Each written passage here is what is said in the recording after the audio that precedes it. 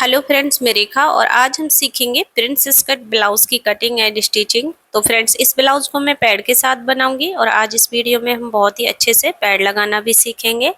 तो चलिए फिर शुरू करते हैं। तो फ्रेंड्स, मेरा ब्लाउज है जो 40 साइज का है, लेकिन मैं 38, 39, 40 साइज तीनों ही सीखेंगे इसमें। तो ये हमारा मेन कपड़ा है। मेन कपड़े पर आगे वाले पल्ले पर ये वर्क रहेगा जो कि पूरा आप लोगों को दिख रहा है। नीचे की साइड इसमें ना बॉर्डर है, तो बॉर्डर को हम एकदम सीधा ही निकाल कर लगाएंगे, यानी इसे बीच से कट नहीं करेंगे, तो वो आगे समझ लेंगे। तो चलिए फिर हम पहले अस्तर पर मार्किंग कर लेते हैं। तो फ्रेंड्स देखिए, मैं अस्तर को डबल फोल्ड करके रख रही हूँ और ब्लाउज हमारा बैक हुक से रहेगा, आगे से बंद रहेगा। तो सबसे पहले हम बैक पल्ला ही निकालेंगे। तो आप अगर बैक हुक रख रहे हो तो खुली वाली साइड से भी निकाल सकते हैं या बंद वाली साइड से। तो यहाँ से मैंने डबल फोल्ड में रख लिया है। तो सबसे पहले हम हाफ हाफ इंच पर मार्किंग करेंगे इस तरीके से, क्योंकि हमारा बैक हुक रहेगा और हुक के लिए यानी हाई हुक की पट्टी जॉइंट के लिए ना हम हाफ हाफ इंच मार्जिन छोड़ेंगे, तभी हमारी अच्छी फिटिंग आती है।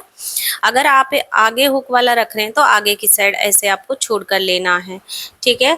तो इसके बाद से हमने ये लाइन बना ली है और अब क्या करेंगे दोस्तों, यहाँ से हमें अपनी लंबाई लेनी है, ठीक है। तो हम अब लंबाई लेंगे। मेरी तैयार लंबाई 15 रहेगी, तो मैं 16 इंच पर मार्किंग कर रही हूँ। आप जितनी तैयार लंबाई अपनी रख रहे हो ब्लाउज के लिए, आप उसमें 1 इंच बढ़ाकर ले लीजिएगा। तो मैं टोटल 16 ली हूँ। और इसके बाद से हम शोल्डर लेंगे। तो हमारा बॉट नेक ब्लाउज है, तो बॉट नेक के हिसाब से ही शोल्डर रखने हैं। जैसे कि जितने भी शोल्डर रहेंगे ना उसका हाफ लेना है। तो मेरे शोल्डर 16 है, मैं 8 इंच ली हूँ। और इसके बाद से हमें अपनी आर्मोल ले लेनी है। आर्मोल देखिए हम ले रहे हैं हाफ इंच कम करते हुए। तो बॉट नेक में जितने हमारे शोल्डर आते हैं उससे हमें हाफ इंच कम करते हुए आर्मोल ले लेने हैं। तो 7.5 इंच में ली हूँ आर्मोल और यहाँ से हम लाइन को सीधा कर लिए हैं। अब इसके बाद से हमें सीने लेना है। तो सीने का हमें चौथाई भाग लेना होता है। तो मेरी साइज यहाँ है 39 इंच। 39 का मैं पौने 10 ले रही हूँ। तो आप 40 है तो पूरा 10 ले लीजिएगा और 38 है तो 9.5। और फिर इसके बाद से 2 इंच मार्जिन प्लस कर दिया है। अब इसी तरह से कमर ले लेंगे।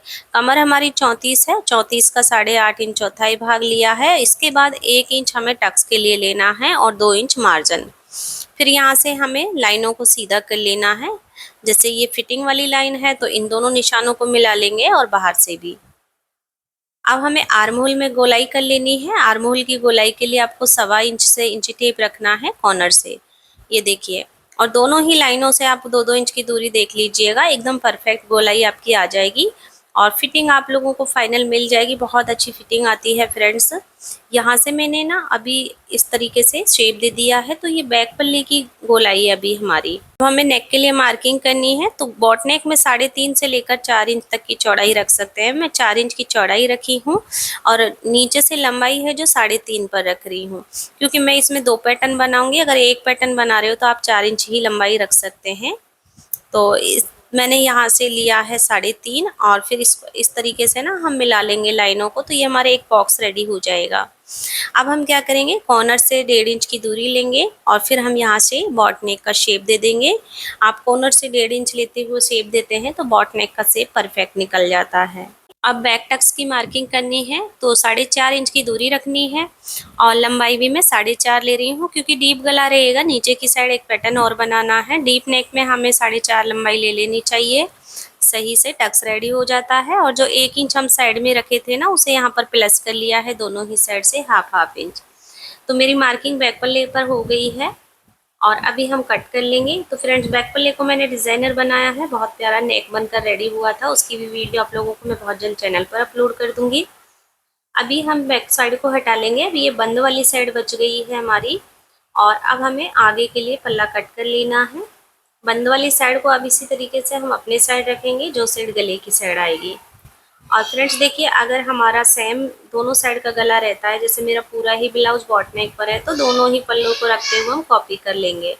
लेकिन जो हम हाफ इंच लिए है ना मार्जिन के लिए, हाई हुक के लिए, उसे मैं फोल्ड कर रही हूँ, क्योंकि ये हमने हाई हुक के लिए लिया था तो इसे हमें साथ में रखते हुए मापना नहीं है। अब हमने ऐसे सेट कर लिया है और फ्रंट पल्ले को क्या करेंगे, 1 इंच लंबाई में बढ़ाएंगे। यानी हमें फ्रंट के पार्ट को ना 1 इंच बढ़ाकर लेना है प्रिंसेस कट के लिए लंबाई पर। इसके बाद से हम पूरी ड्राइंग सेम कर लेंगे जैसे कि हमारी बैक पल्ले की थी, ठीक है। साइड से भी आर्म होल और शोल्डर पूरा ही ले लेंगे। तो यहाँ तक हमारा बैक था। अब क्या करेंगे, बैक पल्ले को हम हटा देंगे। इसके बाद से हमारी जो आर्म होल की लाइन थी ना, उनको हम सीधा कर लेंगे यहाँ से, जैसे भी थी, और थोड़ा सा डार्क कर लेंगे, सही शेप में बना लेंगे। अब यहाँ पर हमारी मार्किंग हो गई है आर्म होल की भी। अब इसके बाद से दोस्तों नेक के लिए मार्किंग कर लेनी है। जैसे हमने चौड़ाई बैक में रखी थी उतना ही हम फ्रंट में रख रहे हैं 4 इंच। और लंबाई देखिए हम जैसे बॉट नेक बना रहे हैं, तो अब आप यहाँ पर 4 से लेकर 4.5 तक रख सकते हो अपने बॉट नेक की लंबाई को आगे पर, है ना। अगर बॉट नेक है तो मैं 4 इंच ही लंबाई ली हूँ और 4 इंच ही चौड़ाई ली हूँ। इसके बाद से वही 1.5 इंच से हमें ऐसे मार्किंग करना है। वैसे तो मैं बुकरम से बनाऊंगी, लेकिन ये आप लोगों को बताने के लिए है। और 1.5 इंच से मार्किंग करते हुए यहाँ से हम शेप दे दिए हैं बॉट नेक का। हमें प्रिंसेस कट का शेप देने के लिए ना डॉट पॉइंट निकालना है, तो ऊपर से शोल्डर से ही रखेंगे हम। आप 10.25 से लेकर 10.5 तक ले लीजिएगा, 38 से लेकर 40 साइज में। मैं 10.5 ही ली हूँ। इसके बाद से गले की साइड से चौड़ाई रखेंगे। तो अभी देखिए हमें क्या करना है, 4.25 से लेकर 4.5 तक चौड़ाई रख लेनी है। आप समझ ही रहे होंगे, जैसे कि 38 का अगर बनाना है तो 4.25 रख लीजिएगा, और जैसे 40-39 है तो आप यहाँ पर 4 इंच की दूरी रख लीजिएगा। तो बस यही है हमारा मेन। अब यहाँ पर मेरा पॉइंट आ रहा है चौड़ाई का, और इसके बाद से हम कमर से लेंगे 1/2 इंच कम करते हुए। तो देखिए मैंने 4 लिया है, जैसे ऊपर से 4.5 लिया है तो कमर से हमने 4 लिया है। इसी तरह से हमें कमर पर ना 1/2 इंच कम करते हुए लेना होता है, और यहाँ से लाइन को ऐसे मिला देंगे। इसके बाद से हम देखिए टक्स के लिए चौड़ाई ले रहे हैं 2.5 इंच। 36 से बड़ी बड़ी साइज में आपको 2.5 इंच की चौड़ाई रख लेनी है, अच्छा पफ बन जाता है। अब जितना आप चौड़ाई लिए हो ना, उतना ही लंबाई पर आपको एक सीधी लाइन बनानी है पहले, जैसे मैं 2.5 इंच पर बनाई हूँ, और फिर यहाँ डॉट पॉइंट पर हमें इसे मिला देना है इस तरीके से। ठीक है, तो थोड़ा सा ना हमें कर्व शेप देते हुए इसे मिलाना है इस टाइप से। इसके बाद से दोस्तों पहले हम फ्रंट के लिए गोलाई करेंगे, तो कॉर्नर से 1/2 इंच से दूरी लेंगे। यहाँ पर हमारी फिटिंग आ रही थी 1.25 पर। ठीक है, ये गोलाई हमें फिटिंग तक ही मिलानी है, इसलिए हमने मार्किंग लिया छोटा सा। अब यहाँ से हम ऐसे काटते हुए लाइन को ना शोल्डर पर ऊपर मिला देंगे, तो ये फ्रंट की गोलाई है हमारी। इसके बाद से फ्रंट की गोलाई से ना हम 6 इंच नीचे मार्किंग करेंगे टक्स को मिलाने के लिए। अगर आपसे मिल रहा है तो बिना मार्किंग किए भी आप एकदम सही शेप में मिला सकते हो, लेकिन ये आपको समझाने के लिए है। 36 से बड़ी साइड में 6 इंच ऊपर से लेकर मिला दीजिएगा इस तरीके से शेप देते हुए। थोड़ा सा झुकाव गले की साइड होना चाहिए, जैसे आप देख रहे हो। ऐसे हम मिला दिए हैं, और फिर यहीं से निशान को उठाएंगे, और फिर हम 1/2 इंच नीचे की ओर मिलाएंगे, और फिर यहाँ से वापस से उठाएंगे, फिर ऊपर से भी 1/2 इंच ऊपर मिलाएंगे। तो कहने का मतलब ये है फ्रेंड्स, हमारा ये बीच से 1 इंच हमें कपड़ा निकालना है। जैसे हम अपना डॉट डालते हैं ना 4 टक्स में, सेम कपड़ा। अगर ये कपड़ा हम नहीं निकालते हैं तो यहाँ पर हमारा झोल बन जाता है, चुन्नट बनती है, ये उसी के लिए है। ठीक है, अब हमने जैसे देखिए टक्स के लिए 2.5 इंच लिया था, अब उसके लिए हम साइड से बढ़ा लेंगे, क्योंकि नहीं तो ब्लाउज कम पड़ेगा। नीचे से मैंने 2.5 इंच बढ़ाया है, और ऊपर से हमारा फिक्स रहता है 1 इंच। तो आपको सभी साइड में 1 इंच बढ़ाना है, ये जॉइंट को पूरा करने के लिए रहता है। अब इन दोनों निशानों को हम मिला लेंगे। तो नीचे का आपको दिख नहीं रहा है, लेकिन मैं 2.5 इंच साइड से बढ़ाई हूँ। यानी जितना हम टक्स पॉइंट लेते हैं ना साइड से पफ बनाने के लिए, उतना हमें बढ़ा लेना होता है। तो ये हमारी मार्किंग हो गई है। अब क्या करेंगे, जो हम 1 इंच लंबाई में बढ़ाए थे ना, उसमें से हम हाफ इंच डाउन कर देंगे दोनों कॉर्नर से। क्योंकि फ्रेंड्स जब हमारा ये स्टिचिंग होगा ना, तब हमारा ये कॉर्नर लटक जाते हैं और बीच से उठ जाता है, इसलिए हमें ये डाउन करना होता है हाफ इंच इस तरीके से। जैसे कि देखिए इधर से उधर से नहीं दिख रहा है ना, इस टाइप से। तो ये हमने डाउन भी कर लिया है, और हमारी मार्किंग हो गई है। अब क्या करेंगे, हम कटिंग कर लेंगे। एक चीज़ ध्यान रखिएगा, प्रिंसेस कट में कभी भी आप फ्रंट आर्म होल पे पहले कटिंग ना करें, स्टिचिंग होने के बाद से कटिंग करनी है, जो कि हम बाद में स्टिचिंग में देखेंगे किस तरीके से करनी है। अभी हम यहाँ से इसे कट कर लेंगे बीच से इस तरीके से। और देखिए जो हमारा पफ के लिए हमने बनाया था ना शेप, उसे भी सेम तरीके से निकालेंगे इस तरीके से। ठीक है, और जहाँ पर हमारा डॉट पॉइंट आ रहा है ना, वहाँ पर दोनों साइड हम मार्किंग कर लेंगे, क्योंकि स्टिचिंग करते टाइम ना हमारा ये दोनों मिलकर आने चाहिए, तभी पफ अच्छा बनता है, फिटिंग बढ़िया आती है। अब इसके बाद से हमारा आर्म होल की साइड से जो हाफ इंच कपड़ा था ना, उसको भी कट कर देंगे। और यहाँ पर हमारी कटिंग है ना दोस्तों पूरी हो गई है। और जो टक्स पॉइंट है उन पर आप कट लगा के रख लीजिएगा, निशान मिट सकते हैं। अब इसके बाद से मेन कपड़े के साथ रखते हुए इसे कट कर लेंगे। तो यहाँ पर जैसे वर्क वाला साइड है, मैं इसे फोल्डिंग से रख रही हूँ। सबसे पहले हम सेंटर पार्ट को ही निकालेंगे। तो अभी देखिए हम क्या करेंगे, यहाँ से इस तरीके से पहले तो जमा लेंगे, ठीक है। अब मैं इसे डायरेक्ट नहीं कट करूँगी बीच से, यानी अगर बीच से मैं डायरेक्ट कट करूँगी तो बेल्ट भी कट हो जाएगा। तो मैं क्या करूँगी, जितना हमारा बेल्ट कवर हो रहा है ना, उतने पर हम ऊपर की साइड अस्तर को पलट देंगे और फिर मैं इस बेल्ट को ना ऐसे 1/2 इंच मार्जिन छोड़ते हुए अलग कर लूँगी, ठीक है। इस तरीके से हम पैडेड ब्लाउज में क्या होता है, अस्तर पार्ट और मेन कपड़ा पार्ट अलग अलग स्टिच होता है दोस्तों। अगर हम बिना पैड का बनाते हैं तो दोनों को कच्चा करके डायरेक्ट सिल लेते हैं, एक ही सिलाई से जॉइंट पूरा कर लेते हैं, बस यही फ़र्क है। अभी देखिए हम बिल्कुल फिक्स कट करेंगे। पैडन में हमें मेन कपड़े को फिक्स कट करना है, क्योंकि ये अलग अलग पार्ट पर कट होते हैं ना, स्टिचिंग भी अलग अलग होते हैं, तो हमारे जॉइंट पॉइंट ना एक साथ मिलकर आने चाहिए, इसीलिए फिक्स कट करना है। और अब साइड से भी हम ऐसे ही कट करेंगे। यहाँ पर आपको मार्जिन बिल्कुल नहीं छोड़ना है, ये चीज़ ध्यान रखिएगा। साइड से जो एक्स्ट्रा कपड़ा है ना, बिल्कुल अस्तर के बराबर से उसे निकाल देंगे। और नीचे से जैसे कि आपने देखा अस्तर पर हमारा कम पड़ रहा है, तो ये बेल्ट को हम क्या करेंगे, पहले स्टिच करेंगे। ये बैक पर लेग को हम यहाँ से निकाल लेंगे, बाद में इसकी डिज़ाइन भी आपको दिखा देंगे। पहले हम फ्रंट को रेडी कर लेते हैं। अभी देखिए ये सेंटर पार्ट है और सेंटर पार्ट हमारा छोटा दिख रहा है आप लोगों को, क्योंकि नीचे से हमने बेल्ट को नहीं कट किया है। तो हम क्या करेंगे, जो प्रिंसेस कट किए थे ना, उस कपड़े को हम साइड में यानी सेंटर पार्ट के साथ ना अपना साइड पार्ट जॉइंट कर लेंगे। इस तरीके से जॉइंट कर रहे हैं, जैसे कि आप देख पा रहे हो, ठीक है।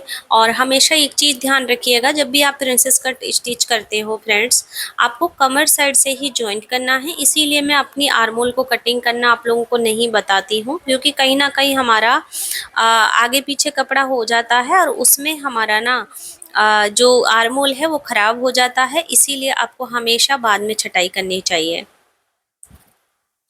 अब ये देखिए हमने साइड को जॉइन कर लिया है इसके साथ में।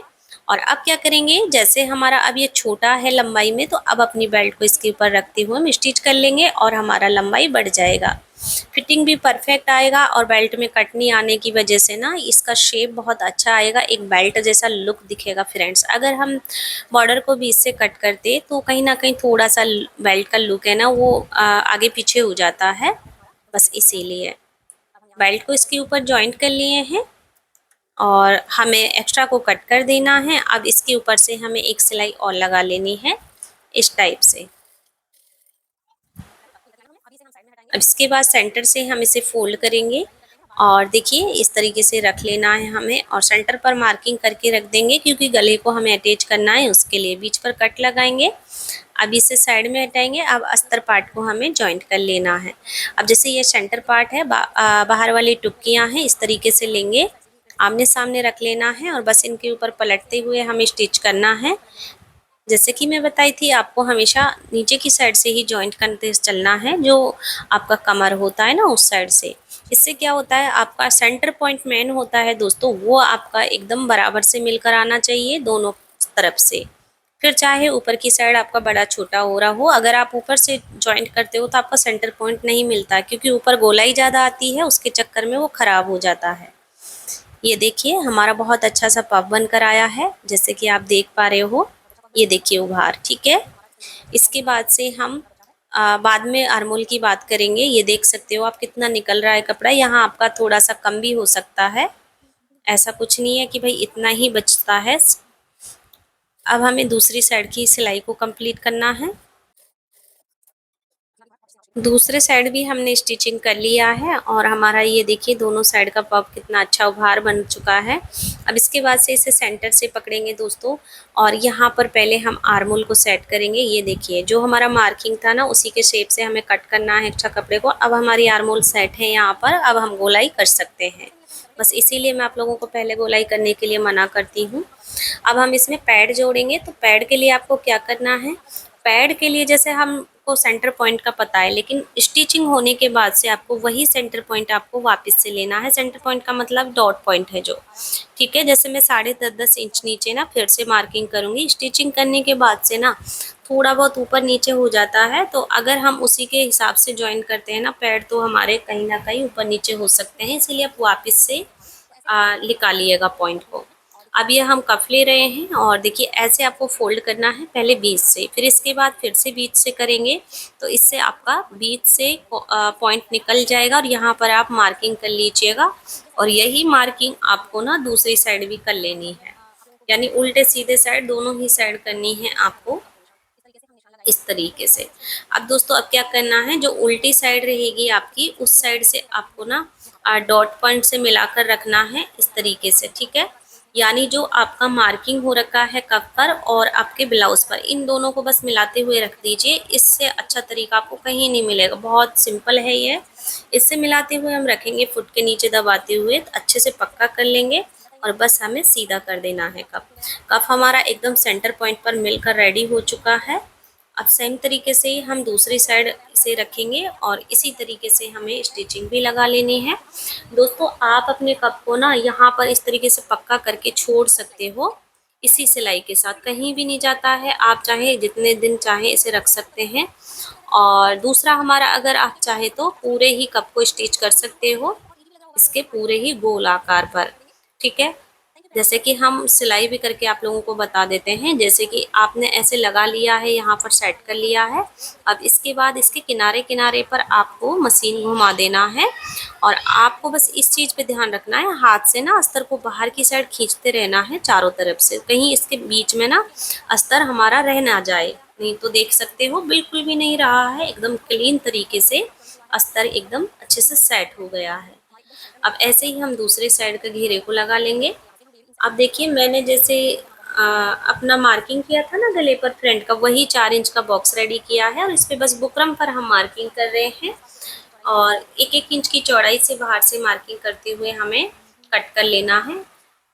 इससे ना हमारा गला थोड़ा अच्छे से रेडी हो जाएगा, पेपर पेस्टिंग से सेट हो जाएगा। इसके बाद हम इसे बाहर से कट कर देंगे और मैं अलग से कपड़ा नहीं ले रही हूँ क्योंकि हमारा मेन कपड़ा ना मोटा है। अगर आपका पतला है तो अब अलग से कपड़े पर रखते हुए इसे मैं डायरेक्ट अस्तर पर रखते हुए इसे सेट करूंगी। और जिस साइड हमारे पैड लगे हुए हैं उसी साइड हमें गले को मिलाकर रखना है। जैसे गले का सेंटर पॉइंट है और हमारे ब्लाउज का सेंटर पॉइंट है, इन दोनों को मिलाते हुए रखेंगे तो नेक हमारा एकदम सही डायरेक्शन पर रेडी हो जाएगा। तो मैं यहाँ आयरन से इसे चिपका ली हूँ और फिर देखिए मेन कपड़े को हमें सीधी साइड से रखना है। जो साइड हमारी अस्तर की उल्टी साइड है, जिधर कफ है, उसे आप ऊपर की साइड रखिएगा, यानी अस्तर और मेन कपड़े की सीधी साइड से मिलाते हुए रखना है। और जो आपकी प्रिंसेस कट वाली सिलाई, इन दोनों को मिलाते हुए रखना है, ठीक है। इस तरीके से सेट करेंगे और फिर हमें नेक पर सिलाई लगा लेनी है। बुकरम के किनारे किनारे से हम सिलाई लगा लेंगे। सिलाई लगाने के बाद से फ्रेंड्स अब हमें 1/2 इंच का गैपिंग छोड़ते हुए ना बीच का कपड़ा निकाल देना है गले से। कपड़े को निकालने के बाद से अब गले पर हमें छोटे छोटे कट लगा लेने हैं। कट लगाने से अच्छे से पलट जाएगा गला। कट लगाने के बाद से अब हमें देखिए अस्तर को ऐसे उठाना है और फिर हमें उल्टी साइड में से पलट देना है। कफ हमारे चले गए हैं बीच में और अब हमें दूसरे कपड़े की ज़रूरत नहीं पड़ी है। बस अब गले पर हमें सिलाई लगा लेनी है। किनारे से फिनिशिंग से सिलाई को लगाना है इस टाइप से। और सिलाई लगाने के बाद से अब हमें ना मेन कपड़े को अच्छे से सेट करना है। फिर हमें क्या करना है, मेन कपड़ा और अस्तर दोनों को साइड से सिलाई लगाने के बाद से ना जॉइंट कर लेना है, जैसे कि हम नॉर्मली करते हैं। बस चारों तरफ सिलाई लगाएंगे।